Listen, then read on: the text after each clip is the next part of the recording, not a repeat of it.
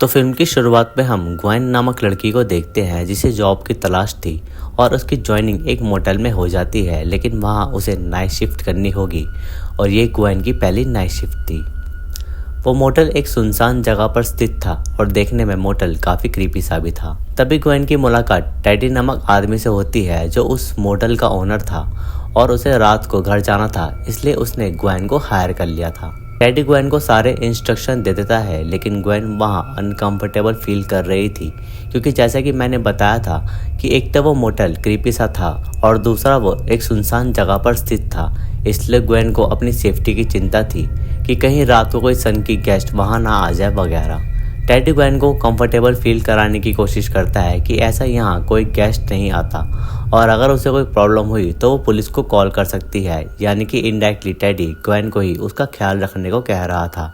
और teddy Gwen को रोक सके इसलिए वो उसके फूड के पैसे दे देता है। टेडी ग्वेन को स्टोर रूम भी दिखाता है इन केस उसे कुछ चाहिए हो, लेकिन उन्हें स्टोर रूम के डोर पर एक ब्रिक लगानी ज़रूरी है क्योंकि डोर ख़राब था और अगर वो ब्रिक हटी तो स्टोर रूम के अंदर ग्वेन लॉक हो सकती है।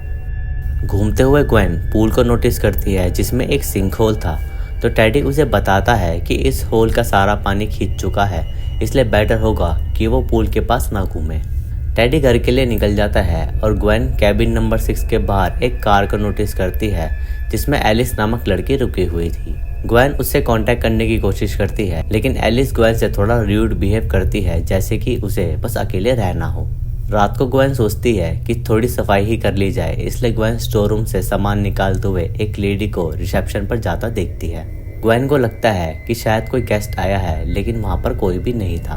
तभी रिसेप्शन पर कैबिन नंबर 13 से कॉल आता है, लेकिन कैबिन नंबर 13 वैकेंट नहीं था, तो फिर वहाँ से कोई कॉल कैसे कर सकता है। और जब कैबिन 13 से दोबारा कॉल आता है तो वो किसी लेडी की आवाज़ सुनकर ग्वेन डर जाती है।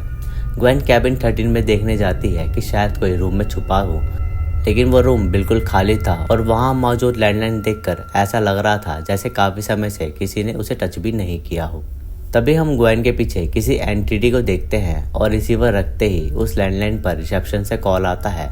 और तभी ग्वेन अपने पीछे एक एंटिटी को फाइनली देख लेती है, जिससे ग्वेन बुरी तरह डर जाती है। ग्वेन डरते हुए बाहर आती है तो वहाँ उसे एलिस मिलती है जिसे एक हेयर ड्रायर की नीड थी क्योंकि उसका फ़ोन पानी में गिर गया था। ग्वेन एलिस को स्टोर रूम से दूसरा ड्रायर दे रही थी कि तभी एलिस से गलती से ब्रिक खिसक जाती है और वो दोनों स्टोर रूम में बंद हो जाते हैं।